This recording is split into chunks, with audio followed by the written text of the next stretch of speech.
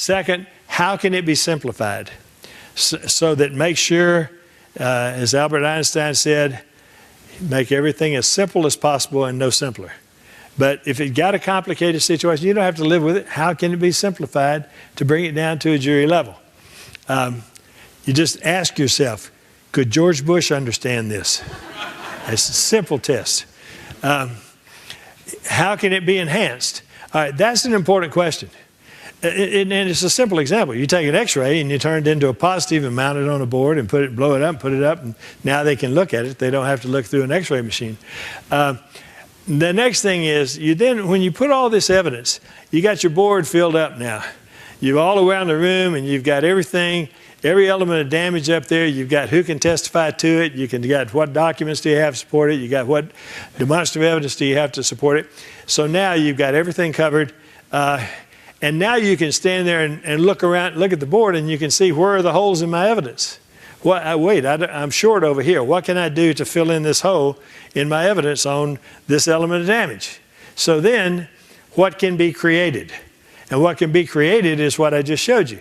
Everything you just saw in that whole presentation was created except the picture of the vehicle. So, and that's particularly important. Now, reference points. In the Trilogy of Persuasion, I like to use a reference point on damages. And there's a big debate about whether you should mention damages and put a number on damages in your opening statement or not. I mean, not an opening statement, but on voir dire examination. But here's what I like to do. If you can get a supplemental juror questionnaire, then you put the question in supplemental juror questionnaire, and you can state it as you saw Lisa do, and I learned all this stuff from Lisa. You can use a scaled question, and your question can either be a statement of,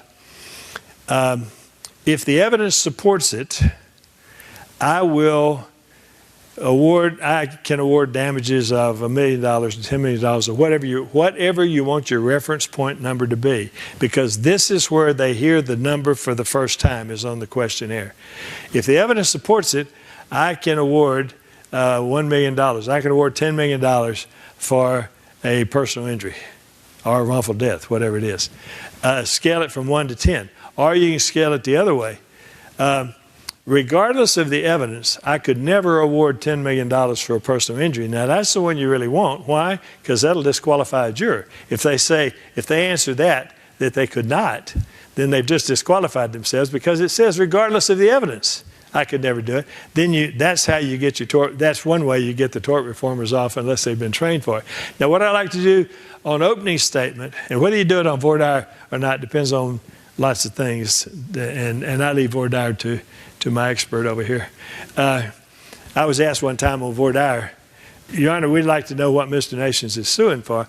And I said, well, I'd said this case involves millions and millions of dollars. That's all I said on voir dire. And the defense lawyer stood up and said, Your Honor, we have a right to know what Mr. Nations is suing for. And the judge said, Mr. Nations? I said, millions and millions of dollars, Your Honor. She said, fine, you may proceed. So I never like to put a figure. Don't put a figure on it, because you never know what's going to happen to the evidence. Now, one of the things I like to do in opening, and I think this is very important, as opposed to everything else I've told you, in opening statement, I like to put up what I call road signs, or signposts. I explain to them, as we all do, that you have a power that the judge doesn't have.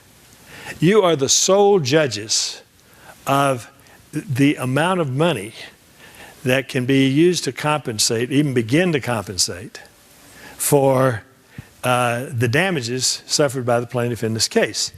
You're going to be called upon, and you're going to hear me put on evidence. And I'm going to call witnesses who are going to talk about the physical pain that Mr. Jones suffered, the mental anguish that Mr. Jones suffered. But I want to tell you now that that is because I have the burden of proving that to you, and you have the important task of putting a dollar value on those elements, so pain and suffering, mental anguish, physical disability, whatever.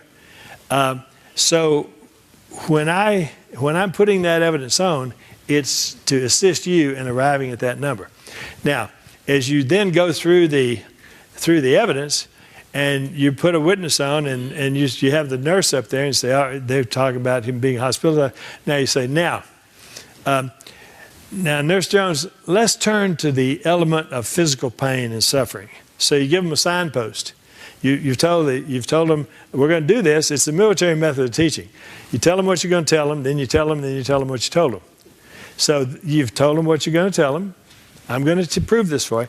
Now, leading into the question, you say, now let's turn to evidence of your testimony about physical pain and suffering, or mental anguish, or whatever it is, so that they understand why and when and why you're doing that. As far as summation is concerned, damages and summation, you save the emotional appeal for the second half, for your second opportunity. I put on just enough evidence about damages in my opening part to qualify, but then I save my damages for closing, and especially the emotional part, so that they do not have the opportunity to reply to it.